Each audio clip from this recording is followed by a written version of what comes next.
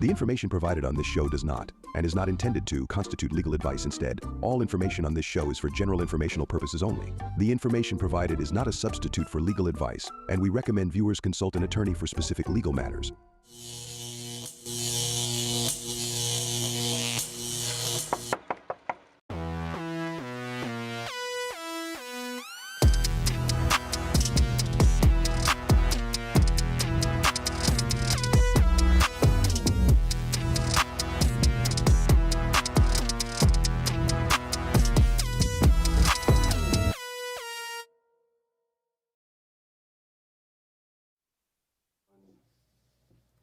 Welcome to Condo Craze and HOAs here on our YouTube channel. I'm Karen Curtis along with attorney Eric Glazer. Sorry we weren't here last week, but good morning. We're always here at 11 a.m. on Sunday. That's our spot.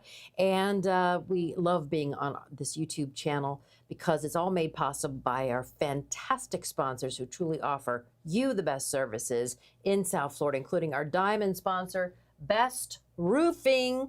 So I'm here again with Eric. He is board certified by the Florida Bar and Condominium and Plan Development Law, and he has a law firm, Glazer and Sachs, offices in Hollywood and Orlando. And of course, we're here each week to answer all your questions and chat questions and calls about anything that makes your life and your condominium crazy from one minute to the next. And we'll get the phone lines going early, so give us a call. It's toll-free, 717 Glazer 8, that's with a Z, 717-452-9378, ADRAC. All right, good morning, everybody. By the way, you know what I see? According to my records, today we're doing our 700th show. Look at that. Wow. The 700 Club. We know each other a long time, huh? Yes. Hey, and if you're a fan of the show, don't forget to subscribe to two things. Number one, of course, the Condo Craze and HOAs channel on YouTube, where you don't just have to watch the show live. You can watch it at your convenience. And, of course, subscribe to our email list at condocrazeandhoas.com by joining and get announcements about the latest in legislation, updates on the show, updates on our seminars, and a whole lot more. Yeah. And Karen, we're out there on social media as well. We're on the socials, as they say. We are on Facebook, TikTok. Well, is TikTok going to still be around? I guess China said, you tariffed us, we're not going to let you buy it. Really? Yeah. Oh, I didn't know that. I guess that must have broken in the last 24 hours. Spotify, and ask questions in the chat box as well. Yes, and of course we do a blog every week at condocrazeandhoas.com. Hey, before we get going, I just want to thank everybody who showed up this week at our Condo Craze board certification course. This one was at the Broward Convention Center at the L&L Condo and HOA Expo. It was absolutely packed, and it was really great meeting everyone in person. Hey, Rob, you were there. What'd you think? It was fantastic. Yeah, really Great turnout. Yeah, I put Robert on the spot. I called on him while he was in the audience. Yeah, he didn't know it was coming either. Oh. Yeah, but he did fine. He answered the question fine. Just absolutely not afraid of the audience whatsoever. He did good. He made us look proud, Karen. Yay! You know what I mean? Yeah, he did us well. Fantastic. No, absolutely. Like we said for the last few weeks, so many of you remember Vicki Lopez, of course, who was a member of Florida House of Representatives. She was on our show last year when she drafted prior condo legislation, much of which had to do with some condo safety and inspections. Well, this year, Representative Lopez filed another massive condo bill, and it's numbered House Bill 913, and it addresses so many other issues, and we started talking about it 2 weeks ago, and let's keep going this week. And I got to tell you, this is the only bill in town. Yeah. Yeah, I know you've been researching it. There's nothing out there. I watch all the time. I cover the legislature for my other job, radio, and they haven't done anything about condos. Nothing. They talk about it, but they haven't it's not 100% certain that this one's going through either. Right. So if there's anyone that's going to go through, it's going to be this one. This is going to be what they normally refer to as the train that drives everything else. Oh. But so they'll attach stuff to it? Maybe in the end. But so far, it's been a very quiet legislative session as far as it comes to condos. And when you think about it, despite all the screaming, despite all the yelling about how people can't afford this and people can't afford that, there's no legislation right now at the moment that's going to address any of that. You know, we keep saying on the show, it's not going to happen, it's not going to happen. we've been right. Yeah, you have We've been absolutely 100% right. 100%. Nothing's going to happen. You know, you're not going to have a situation where the legislature votes 110 to 0. Right. Right? That all these laws were And necessary. then they're going to go, oh, and we then have they're to gonna, change we it. were wrong. Are 110 of them going to admit that no, we're wrong? We got to switch it up? No. What wasn't going to happen? I think that it's been very clear. You're going to have to bite the bullet for a little while. Safety first. So Yeah. That's where we're at right Yeah. now. It's So- going to hurt a little bit, and then it's going to be In a okay. few years, it'll be okay. Exactly. But here's an interesting one that she put in her bill, and you'll see it makes a lot of common sense. So, you know, as you know, condos have to go through, as we always say, mandatory inspections, mandatory repairs. So let's say the person who did the inspections was also able to do the repairs, right? There certainly would be a financial incentive for that person to find damage while doing the inspections because they know they're going to get the job to do the repairs, right? They can make money doing the repairs. Hello, it's like the car mechanic. Right. So know? Representative Lopez drafted this proposed This is a really good solution, point. Karen. Okay, conflicts of interest. It is a conflict of interest for any person who performs a structural integrity reserve study or a milestone inspection to provide or contract to provide services for the repair or replacement of the condominium property that was the subject of such structural integrity reserve study or milestone inspection, or to have a financial interest with the person or entity providing the repair or replacement services. Common sense, Yeah. right? Yeah. Common sense. The Yeah. person doing the inspections Yeah. shouldn't also get the Yeah. opportunity to get the job, It is right? a conflict of interest. Right, exactly. A common sense approach, a good idea. There's already enough distrust out there. You know, it's funny, when I teach the seminars, you know what a lot of the distrust out there is? Eric, we're afraid that with all these special assessments, with all these, the amount of money that's going to come in, that the boards are going to have their hands on the money. Well, that's what we did the interview with you. You just Yeah, reminded me right, of right. that one bill, Yes, which is that they right. can invest it Yes, exactly. and get a fiscal, right. get fiscal advice. They can, right, exactly, by hiring an expert. But I tell everybody that stop being so worried about that, because there's also a law out there that says you are required by law to have all your funds protected by theft insurance policy, right? So if in fact it gets stolen, you know, technically there's an insurance policy that you have the right to go after. Which you had experience with one case. Yes, exactly. With a client of mine was stolen from. Absolutely correct. All right, another one. Everybody should know by now that you don't necessarily have to wait until the next election to remove your present board of directors, and that's called a recall. You know, if you get a majority of the owners to execute recall ballots, the present board members, technically they're removed before their terms expire. people do that. Yeah, you're right. They do it because they don't like all the reserves. That's not a solution. No, it's not. Robert, you recently had some experience with that as well, dealing with a recall. And, Boy, oh boy, I did. Boy, oh boy, you did, right. But here are some proposed changes to the recall statute, Karen, that I think are really good. Okay, so now the board can go outside the four corners of the ballot and check to make sure the ballot was signed by the actual owner. Right. So I did, for several years ago, the DBPR thought it was a good idea, or the legislature thought it was a bad idea, actually, to say that, okay, these recall ballots, the only thing we're going to let, the only way we're going to allow boards to challenge them is to look at the ballot, and as long as it was done correctly, if the form was filled out correct, that's it. That's all basically they get a chance to complain about. Screw the signature. Correct. So I did a blog once, and you can find this. Just type in the word Batman, right? So if the recall ballot is signed by Batman, Robin, Superman, Mickey Ernie, Big Bird, Mouse. then technically, well, the ballot was filled out right.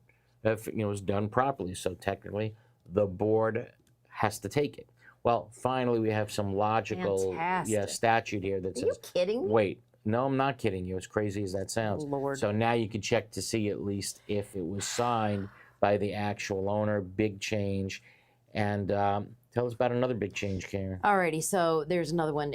Even if you your right to vote was suspended, you still have the right to vote in a recall. And that is a big change. That is a big change. So let's say your condo allows the board to suspend your right to vote to those owners who became delinquent, right, in the payment of their assessments. This is weird.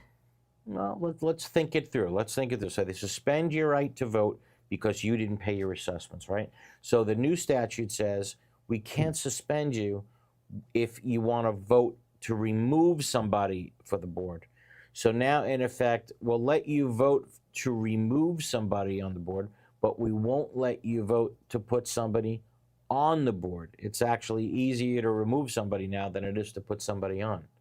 Big change. I don't follow that at all. I don't understand why it's okay to remove someone but not to put someone on there. I don't know. Maybe it's more important to actually remove somebody that's bad. I don't know. Or they need the vote. Maybe they need the you need that majority. 50% plus one. Plus yes, one. correct. And the one really matters. Yep. But that's again a current change in the law that Representative Lopez is proposing. I have a some question may about like it, some may not. the conflicts of interest, Yes. like Rimkus. They don't do the repairs, do they? No, they don't. They won't do both sides of the No. equation. Well, Exactly. Why? Who does? Because people who may not care about the ethics part so much, you know? People who don't have a problem finding that there's a lot of damage and then saying we could do it. So, you know, there's a lot of companies that always found there's an inherent conflict of interest in it. And clearly there is. No two ways about it. All right, here's a topic that's come up a lot on the show. It seems like we keep getting questions and comments about this. So let's walk it through slowly. Let's say that the board wants to paint the building, right? Or they want to do concrete restoration. And now let's also assume that there are many homeowners, however, who put up hurricane protection, right? They put up shutters and the shutters have to come down in order to do that painting or the structural restoration. Who pays the cost for those owners to take down their shutters? The association or the owner? We've been asked this question so many times. Karen, tell everyone what this new law proposes. Okay. Unless otherwise provided in the declaration as originally recorded or as amended from time to time, a unit owner is not responsible for the cost of any removal or installation of hurricane protection. Yep, reinstallation. Yeah, the reinstallation of it when it goes back up. Okay, so including exterior windows, doors, or other apertures. It's if its removal is necessary for the maintenance, repair, or replacement of other condominium property or association property for which the association is responsible. Okay, so there you go. So now it's saying the unit, unless it's provided in the declaration, a unit owner is not responsible. So that's welcome news for many of the owners who call this show about this issue all the time, right? It happens a lot. But who determines if the shutters come down in the first place? Okay, so that's the question. So another part of the statute, the board shall determine if the removal or the reinstallation of the hurricane protection has to be completed by the owner or the association if the declaration as originally recorded or as amended doesn't specify who's responsible. If the removal or reinstallation is completed by the association, the costs incurred by the association cannot be charged to the unit owner. If the removal or reinstallation is completed by the owner, the association has to reimburse the unit owner for the cost of the removal or reinstallation or give them a credit. It seems to me if you're having to remove them for concrete restoration, Yes. the cause of the spalling is Yep. from your shutters and the bolts in the concrete, Yep. and they're probably going to have you replace your windows, so there's no more shutters. You know, that's a good argument, except this statute says, you know, that You're may gonna let not 'em put 'em back up? necessarily be the case. If the association makes the argument that we're going with it, we're sticking with it, we're going to allow you to put it back up, then yes. Well, unless they take the position that we're putting back hurricane-resistant windows. Yeah. No, we don't want that in the building. Then yes, I would agree with you. Maybe I misunderstood what you're saying. If we're going to a situation where there were shutters, and now we're going to hurricane-resistant windows, then no, you shouldn't be able to put them up. Absolutely No. not. Why put more holes in the building. I Right. agree with you 100%. And that should be moving forward the way they do things. 100%. If they're that going to shouldn't be allowed. fixing the I concrete, agree with you 100%. isn't it the law? That they can't put them back? No, that they need to put in the hurricane-resistant windows and not do the shutters. If you're going to take down any windows, let's say a window breaks, Oh, I right? see, okay. You're not putting It back a has regular to be window. replaced. Right. If it's got to be replaced, yes, you're not going to be able to put back a non-hurricane resistant window. You'll never be able to get a permit for it. Aha. You can't get one. So eventually, this will be moot. Correct. In a sense, yeah. You're going to have to put back hurricane resistant windows when the windows need to be replaced anyway. I got you. Okay, for sure. But there's a lot of big changes that potentially may be on the horizon. We can't say for sure and for certain that this one is going through. Right. We don't know for sure, but it's potential. If there's anyone that's going through, it's this statute that goes through. But it's also very possible that nothing is going to go through this year. Very possible. Sorry. But let's hear what our viewers have to say. Give us a call here in the studio. 717-GLAZER-8, again, 717-GLAZER-8, 717-452-9378. Certainly want to hear from you if you were at the L&L Condo and HOA Expo in Broward this week. Or, of course, drop us a question or comment in the chat box on YouTube. We'll be back right after this.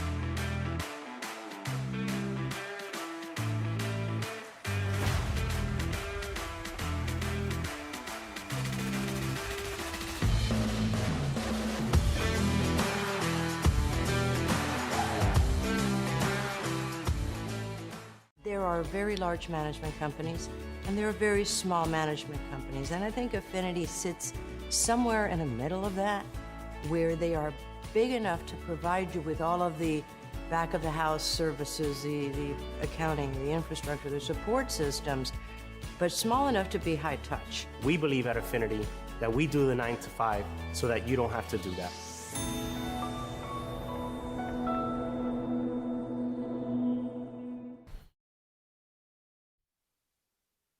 Welcome back to Condo Craze and HOAs here on our YouTube channel. Karen Curtis, attorney Eric Glazer. He's the one that's board certified in community association law. We're taking your phone calls as well. It is a toll-free number.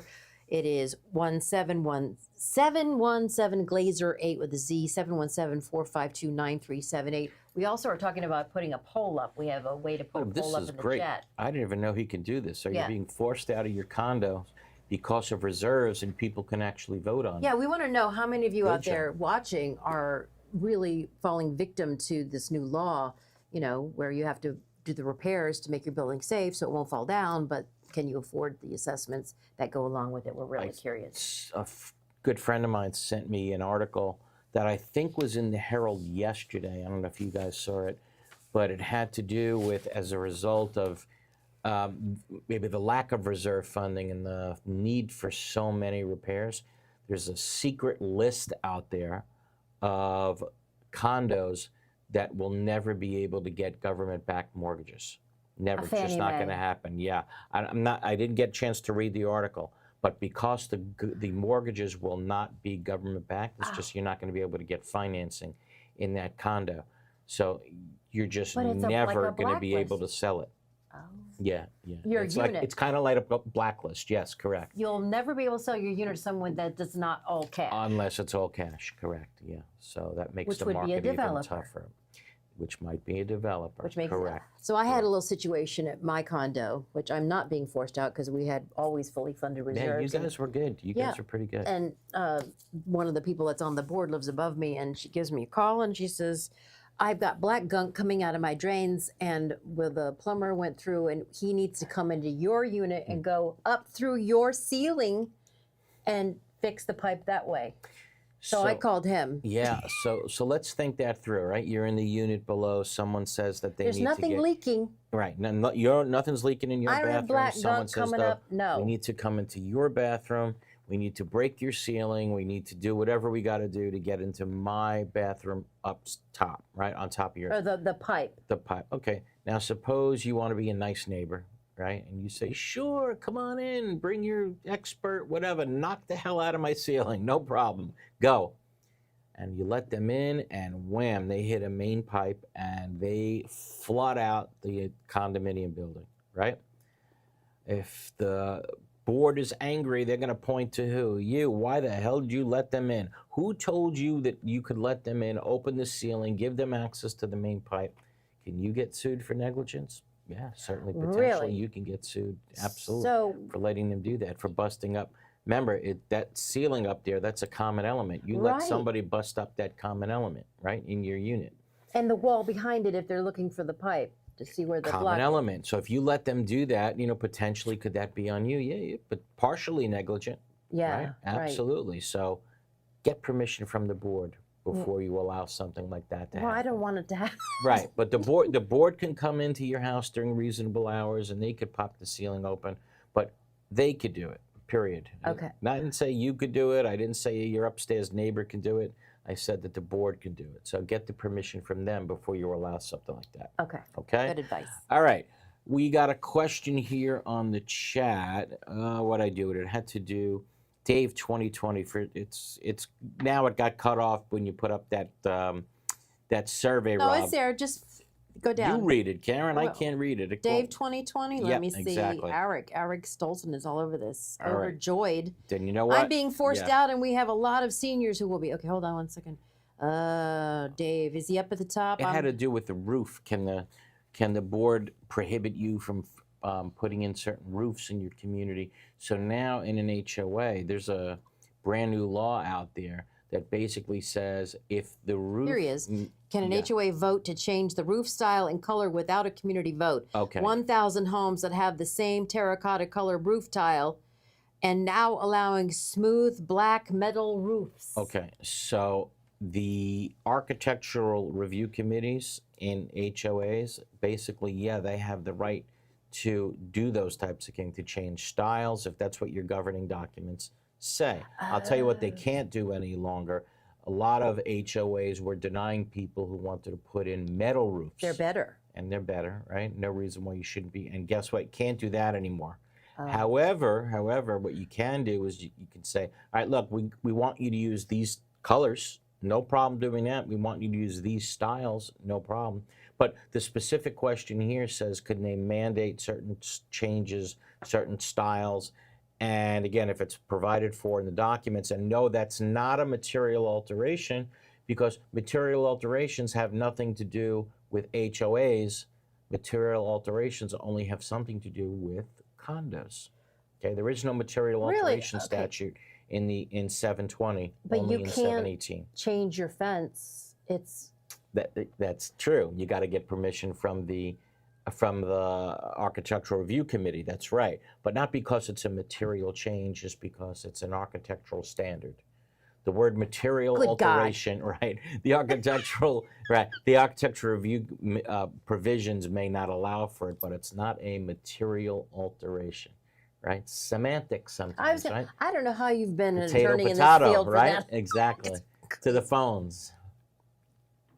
Great. Our first caller is Sean from St. Petersburg. How are you, Sean?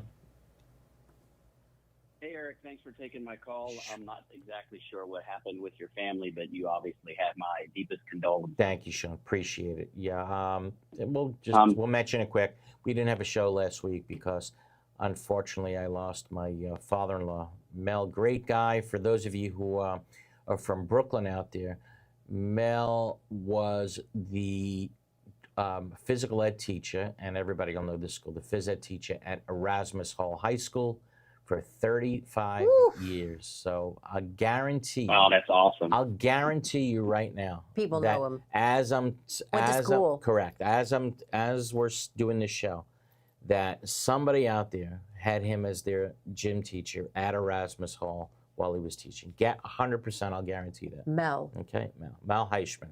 Yeah, Okay. that's awesome. Thank you. Hey, so quick question. Our HOA follows a pooled method of accounting, and we fall under 720. Yep. And we have 6 separate categories. If we have an upcoming expense that's going to utilize 70% of our current reserves, and in effect making one of the funds that should already be at its maturity date of 8 years not have enough remaining money if a repair was required, is there anything in the statute that makes us have an assessment or do something in a period of time to make that category flush other than changing the life expectancy? Other than changing life expectancy, the answer is no.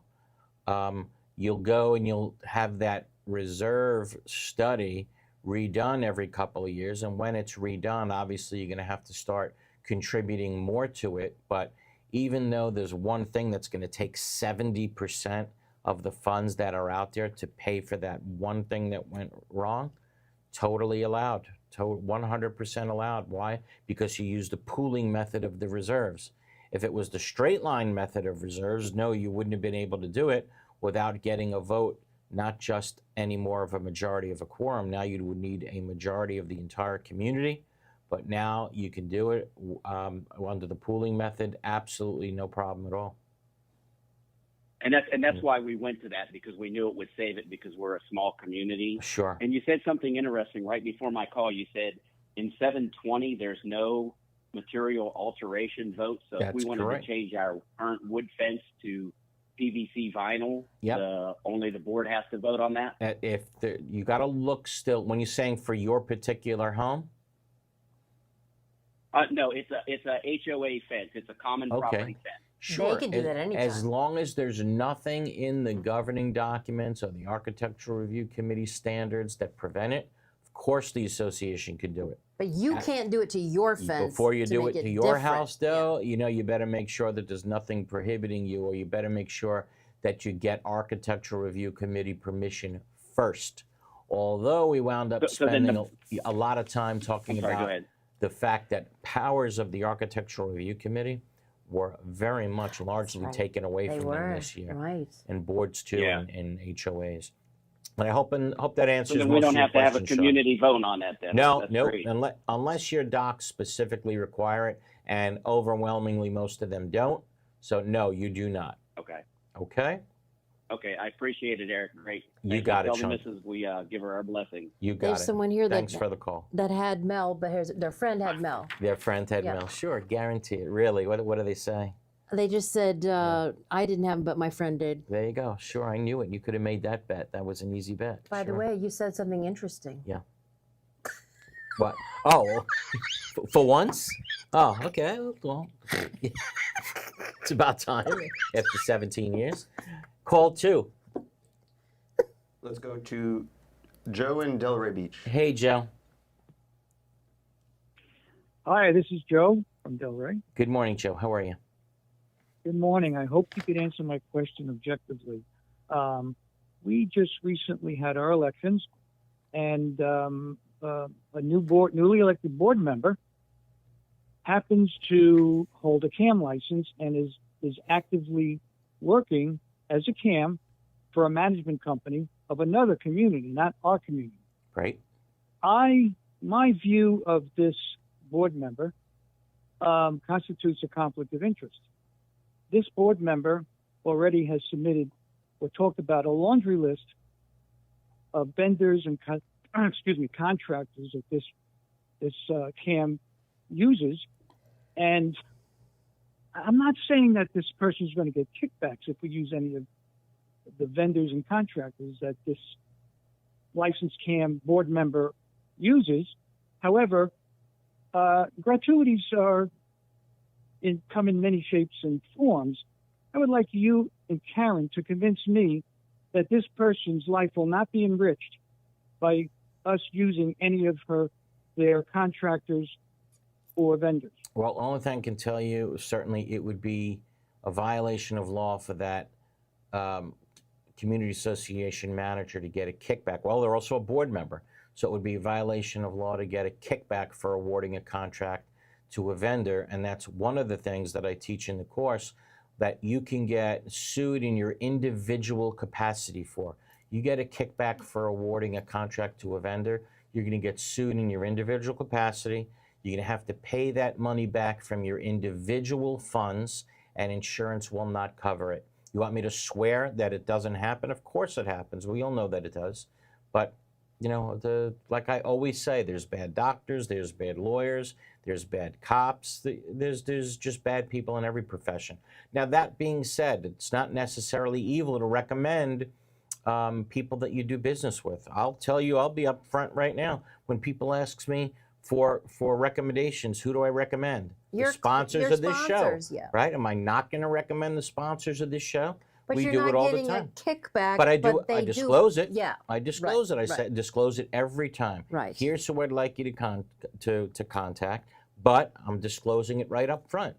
The people who I'm recommending, they're sponsors of the show. And endorsements happen in everything. Right, exactly, right. You know, it's exactly right. You ask Do you somebody, do you have somebody to do this? You ask your neighbor, right? Do you know somebody who's a good painter or whatever? Does that mean they're getting a kickback? No, of course it doesn't mean that. So no, I can't swear on a stack of Bibles that the person is not getting a kickback, but if you have no proof that they are, then I would quite frankly keep that comment to yourself. Although because that can get you sued. My bank will pay me $500 if I tell someone to put money in an account there. Yeah. So is that? Is it a kickback? Yeah.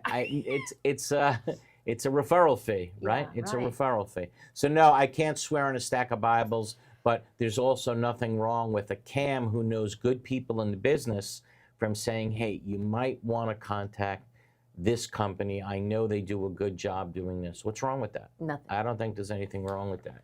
So that's my take on it, buddy. Well, excuse me. Your advice is good. Don't get me wrong. But what about bids? This person's going to be looking at bids. This person can tip off a vendor that this person knows to put in a lower bid.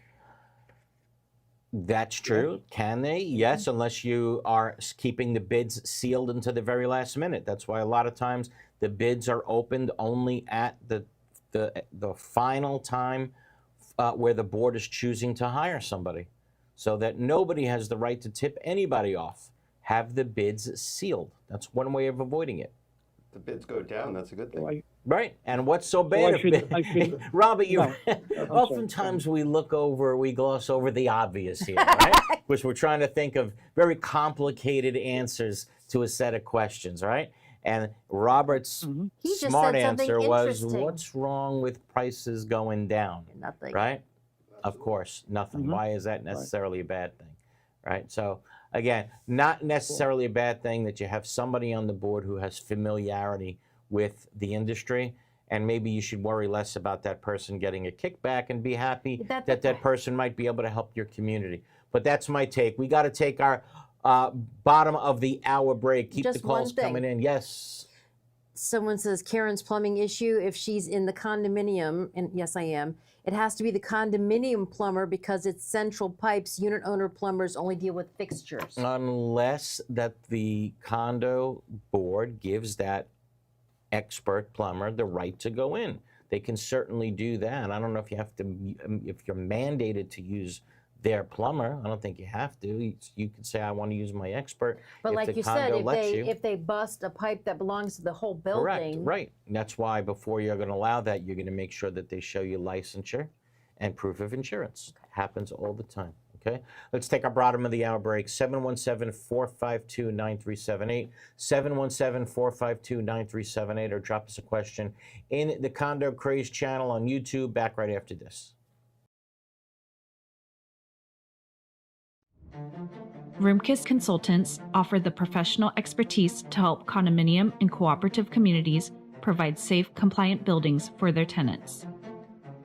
We have more than 170 Florida licensed engineers and architects who are experienced with local regulations and can assist with Senate Bill 4D compliance.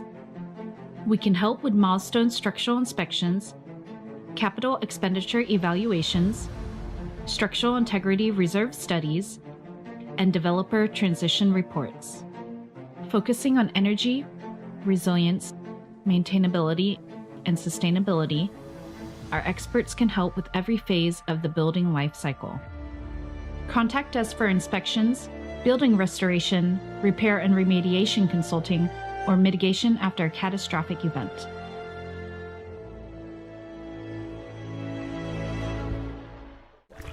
All over the world, people have plumbing problems. These problems can be expensive and destructive to fix.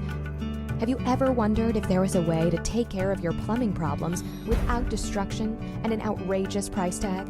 Welcome to Pipelining Technologies, Inc., where we specialize in fixing your problems without demolition and minimum cutting by means of pipelining. Pipelining is the ability to take a pipe damaged by root intrusion or long-term deterioration and make it new by means of inserting an epoxy-saturated liner into the pipe and allowing it to harden or cure, leaving behind a brand new pipe. That sounds great. How can I get pipelining in my home, commercial building, or condominium? Simply fill out our online contact form and a pipelining representative will get in touch with you in a timely fashion, or call us directly at 561-853-5463.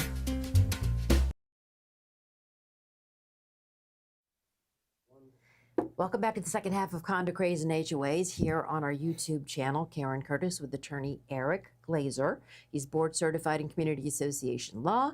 He invented the actual class that now is mandated we to did it teach first. people, and you do it now 4 hours on your feet. You do it 4 hours, yeah. and you're teaching the new laws and everything. And you Rob also saw me teach stand there for HOAs. 4 hours. Yep. So Not just to stand there for It's 4 hours. more. It's answer questions for 2 hours after that. Oh, my right? Lord. It was crazy. Yeah. So April 16th. Yes, next class is coming up. All right. It's like next week already. April 16th at the LNL Condo and HOA Expo in Tampa. Love going to Tampa. I know they love us there. Also, April 22nd, LNO Condo and HOA Expo, Palm Beach Convention Center off Okeechobee Boulevard. Yes, and all of these are 8 o'clock in the morning. That's right. And we wrap up the season May 14th at the LNL Condo and HOA Expo in Orlando at the Orange County Convention Center. You know what? Before we talk about what we teach, Robert, you were there for a while. What do you think about the volume of topics that were taught in that 4-hour period? It's so much. It's I think it's thorough, though. I think at a highlight level, Yes. you leave there, I think you should be prepared to be a board member. Yeah, absolutely. Yeah, it's certainly a big. I think it's a big help. I really do. I think, like you said, it gives you an introduction to just what in the world you're about to get into. I know that, right? It's so necessary, and you're so good at it, and you've done it for so long. Thank and you. People want more and more of it. You teach so many different things like safety inspections, reserve funding, all of this, the from time to time language. And you can go register at condocrazeandhoas.com, right? Yeah. By the way, we have this poll going right now, and it's just nuts. We're asking, are you being forced out of your condo because of reserves? And this is on our chat box. And 83% of you say no, 17% say yes. Interesting. And, you know, That's originally a lot. I said, wow, it's overwhelmingly no, that you're not getting forced out.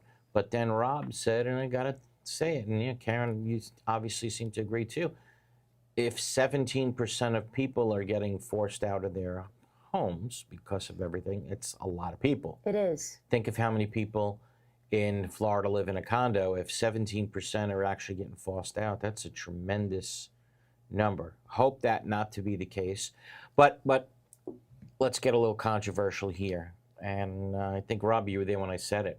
We were talking about where we are now in this state and where we're headed, and unfortunately the circumstances a lot of people find themselves in.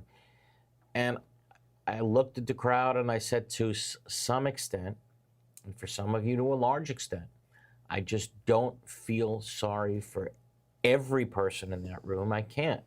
If you knowingly waive reserves for 30 years in a row, I don't know how sorry I, can actually feel for you. And then the next, remember, you have condo owners and HOA owners. And then the next statement I made was, hey, HOA owners, don't you feel like you're constantly putting money in your house all the time? There's something always breaking. And then you saw the look on everybody's HOA face and say, absolutely, I'm constantly throwing my money into my house all the time. So to live in a condo and think that you're never going to have to put money in, simply unrealistic. Well, if you got away with it for 30 years, then, what can I say? The governor said last week that you should not have to be kicked out of your home because you can't afford something the government is mandating. That's ridiculous, because the government wasn't mandating it. The statute was mandating that you make repairs. Your own declaration of condominium was mandating that you keep the building up, and that what's But broken you could gets waive fixed. the reserves. In your declaration, yeah, maybe you can, but but it also said you need to send out a budget with reserves. And if you don't want to have reserves and you want to waive it, that's on you. Sorry, if a major expense comes up and you don't have the money for it, what do you think was going to happen? I'll tell you how people think a lot of times when they live in a condo. And this is going to sound weird maybe to the two of you, right? It may sound weird, but I think the people at home understand what I'm saying. When something breaks, especially in older communities, when something breaks in a condo, people think, the condo will fix it. The condo will fix it. What does that mean? That means it means you were going to fix Yeah. it, right? Yeah. But people in their mind think, Right. it's not. I don't have to fix it. The condo. It's not will like fix you're a it. renter Right. and the Correct. landlord will fix it. When you say the condo will it's fix us. it, that's you that's going to fix it. But that's a very common line that the condo will fix it. No, the condo is going to fix it. You're going to fix it, right? But I think people may be understanding that concept now for the first time. And a lot of people, they got to fix the elevator. That doesn't affect me because I'm on the first floor. Yeah, no, you're it paying does. for it too. Everything right? that goes on in the condo Exactly. is you. Right. You live on the also on the first floor. The roof I don't is care your what problem. happens with the roof. Right. Yeah, you're fixing the roof too. Yeah. So I guess the people that live on the first floor, you might be paying for a lot of things. I am. That you don't I actually am. get to use, right? Yeah. Back to the phones. Calls are stacked. Let's see. Let's go to Christy from Tampa. How are you, Christy? Yes, hi. So we're an HOA, and some of the homeowners have requested a copy of the monthly delinquency reports. Now, the previous boards always provided any financials that the homeowners requested. We have a new board for the last couple of months, and the new board says that homeowners cannot see delinquency reports. Only the board can see the delinquency reports. We would like to know if that's true, and if it's not true, what can the homeowners do about it? So Thank you. if you're deliberately going out there and posting on a bulletin board, for example, these are the deadbeats in our community, right? It's called a publication of a deadbeat list. These are the people that owe, and you're doing it because you want to humiliate these people into paying their assessments, right? That is, again, publication of a deadbeat list. That you cannot do. But if somebody comes into the office and says, first of all, if they say, I want a list of those people that owe, and you don't have such a list, right? No such list exists, the HOA is under no obligation whatsoever to create a list at all. You don't have to create that list. And I would not create such a list, okay? But if somebody comes in and says, I want the account ledgers of the following units, I want access to it, does the association have to give that person access to everybody's ledger? Yes, they do. Okay, I but would there's a assume there difference. is a list, though. If there's a list, if that document does exist, then yes, it's a document that has to do with the operation of the association. And I would say, yes, you have to turn it over. But it's not on the website. But that shouldn't be on the website. I don't want that on the website, Yeah. no. But again, when you live in an association, condo or HOA, everybody is allowed to see everybody else's ledger. There are no secrets. but don't deliberately publish a deadbeat list. Right. Okay? Okay. All right. Well, You thank got you so much. Appreciate it. You got it. Okay, who else we got, Rob? Next call, Joanne. Joanne. Hello? Yes, hi, Joanne. Hi, thank you. And my condolences also. And Thank my you so much. question is HOA, and we recently received what was called an official notice for republishing our documents. My concern is the only thing that was in that mailed packet was new rules that our ACB has come up with, and it didn't contain the original docs and CCRs that they're now saying they're going to start reinforcing. Okay, so yes, good point. Go ahead. Does the official mailing, is it required to contain those original documents that they're planning on enforcing now? Okay, good question. So there is an HOA statute, and I think it said that as of October 1st, 2024, your HOA was under a requirement to mail everybody a copy of all of the active and current governing documents. Okay, so yes, that should have been mailed to everybody, and the new statute also says every time now there's an amendment to those documents, that has to be mailed to everybody as well. So I think that's what you're referring to. Now, what you brought up a minute ago was the best thing to do, though, is have a website. Why? Because that same statute says you fulfill that obligation to everybody by simply putting it up on a website. Now think, let's say you live in a 500-member HOA. Think if you have to mail all the governing documents to everybody. Now think if there's simply one change to it and you got to send it out to everybody all over again. It's an insane cost. Yes. So why not have a website where you can just put it up there? What that costs you to do? Make any changes you need to do. What that cost easily. you? So I hope that answers your question. I hope that's the route that you're going down.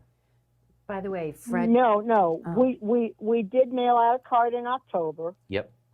With the link to the website. And by the way, we don't have coffin language, but I'm assuming this is a procedural issue. Correct. So very good. It doesn't fall under substantive. Yeah. So we can't adopt that. Yeah. Is where my mind's going. Yeah. But we had a new ACB that came in, and it's more complicated than that.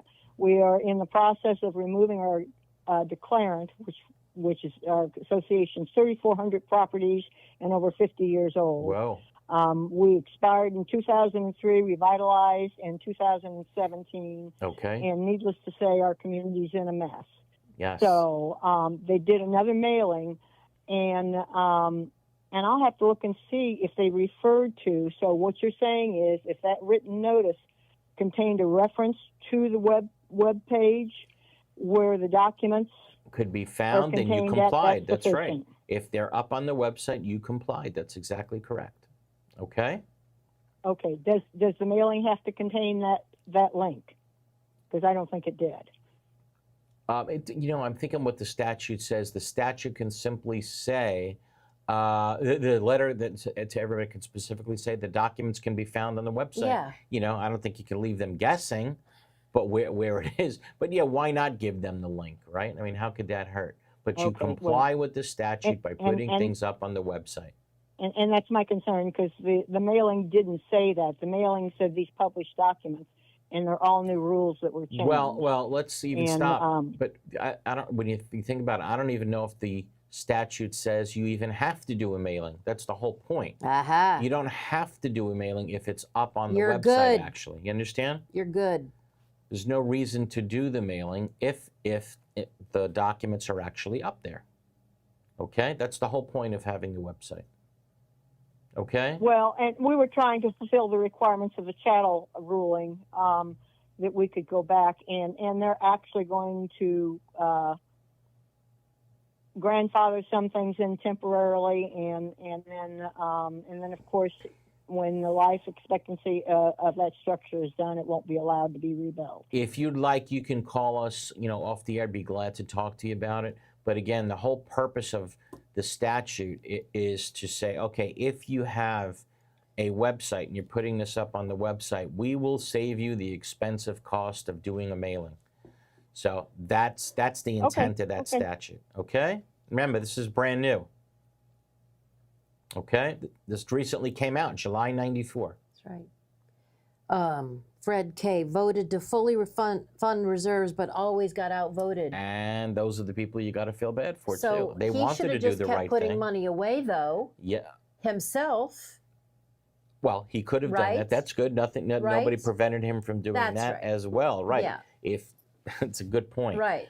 It's like for those people who. Well, I tried. Right. No. Those people who always complain about taxes, right? Yeah. And, well, if you wanted to pay more taxes, you could have paid more taxes to the Yeah. IRS. Same Yeah. thing. Yeah. And yes, you could have put some money Put on it the away side, if right. you- If you knew repairs were. They don't have to do it. You can do it if Exactly. you knew it was as inevitable that it was going to happen. Just realized we are really running yeah, late sorry. in our final break of the hour.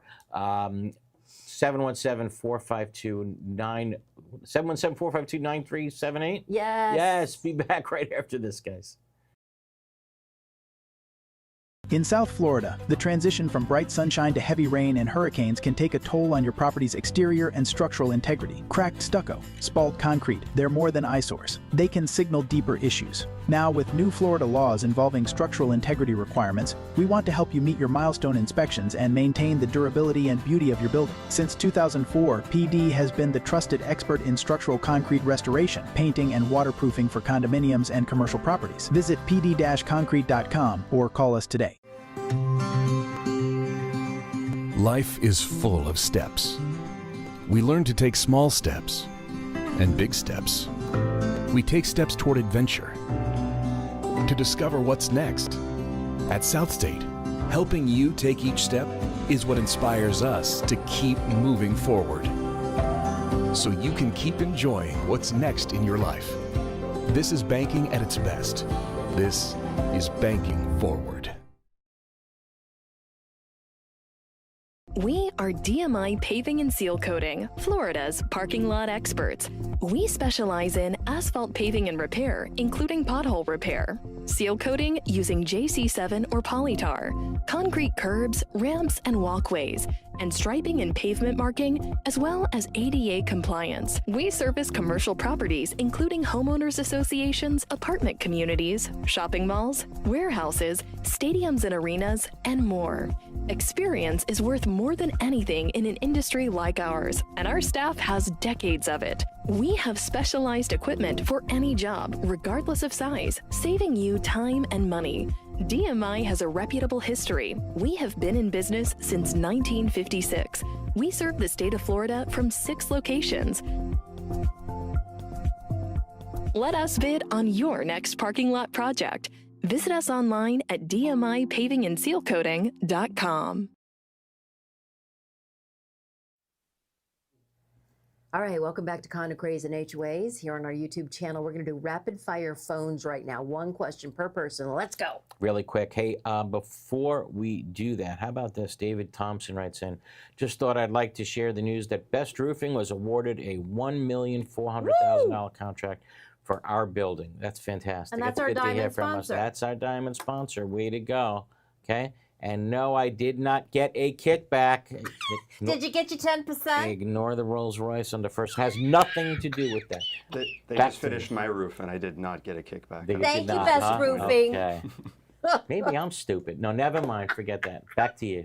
Okay, let's go to Paul. Wait. Yeah, Paul from Miami, sorry. Hey, Paul. Hi. Good morning. How are you? How can we help? Hi, Eric. This is Paul from Miami. How are you, Sorry Paul? again for having called you Steve mistakenly the other day. If you do it again, I'm hanging up. But go ahead. Go ahead. Steve? I have a situation here that I just don't know how to handle. Yes. 2 go ahead. days before our election, the then secretary goes into the association office with her fiance, and they rummage through all of the file cabinets, including the employee files and the payroll records, and make photocopies of everything that interests them to take with them. How do you know this? Wow. She's also A homeowner alerted the secretary that she saw activity on a Sunday in the office, and so we went back and checked our security camera footage. And she's on there. Well, that's a violation because so many of the documents contain private information, such as it might contain driver's license information. It might contain banking references. It might But she's contain the secretary. a whole. It doesn't matter. Was she going to be voted out? Well, she was the secretary then, and 2 days later she became president. Oh. And I'm the VP, so I don't know how to handle this. Well, why not call her out on it at a board meeting? Yeah, so what were you doing? You know, and put that on the agenda, right, for a board meeting and ask her what she was doing. Call the video up. Yeah, she certainly should know there was video surveillance. Right. Right? Well, sometimes you'd be surprised that people don't even realize that there's video surveillance and they get caught. But why not first bring it up, call her out on it, and bring it up at a meeting where the other board members are present? Because then you as a board can get rid of her as a president, she'll just be a Exactly. director. Remove her as president, Yeah. and then if the community is outraged, the community can vote to remove her from the board. You can do it right then and there. Right, as a recall. So, you know, why not do that? That's obviously where you should start first. Call her out on it. Let's see what she says. And if you don't like it, make her a director. Thank you. Okay? You got it.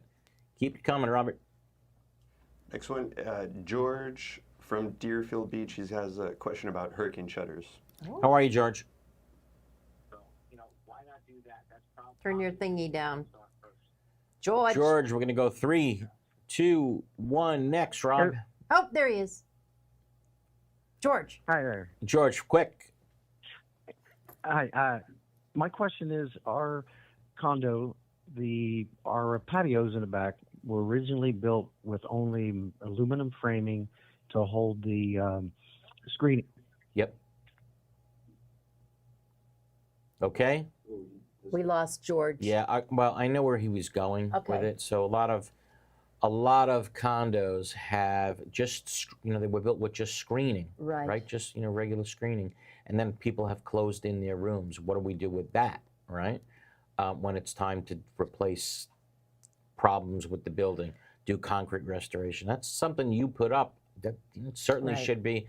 That's problems that you should have to take Like the down. Carrera marble you put on the floor. That's not necessarily shutters, so to speak. That's like pull down 10-cent type of stuff half the time. So that's not, you know, that's not real hurricane shutters that people put up. You know what I'm saying? Really? That Because pull that's what I down- have. Pull down roll-it-ends. Really? That, you know, that might not be hurricane. that's not good? That's not shutters. No, that's not hurricane protection. You hold on to that, you're going to go flying across 95. Yeah, that's not real hurricane protection. Absolutely not. So, and who's responsible when that goes bad? Obviously, the unit owner is responsible for when that goes bad. That's not something you can look to the association for replacing. And when that comes down, yeah, I think you should be responsible to put that back. Why? Because it's not real shutters. Okay, that has nothing to do with real shutters. Completely something else. Rob, next call, please.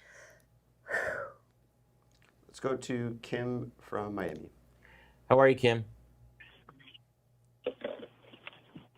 Amazing. Thanks so much for hosting us. You got it. My pleasure. We allowed nine board members, 11 ran. We have the bottom two are a tie. What happens to the old boards? Does the old board finished and the new 7 coming in? While how shall we handle it? Run up and stand on the 2. I think you said 11 people were running for 9 spots. And what color's the director's eyes? Correct. Right.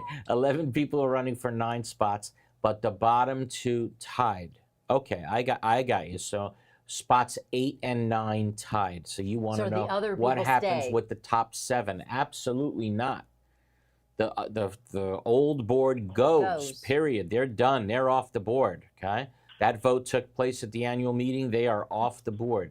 Those 7 that won, right, that out and out won, they're on the board. And you don't period. need to have 9. Well, actually, but if there was it, how many people were supposed to be on the board? You said 9? 9. Well, so if spots 8 and 9 tied, 8 and 9 should still be on the board. Are you saying that spots 9 and 10 tied? No.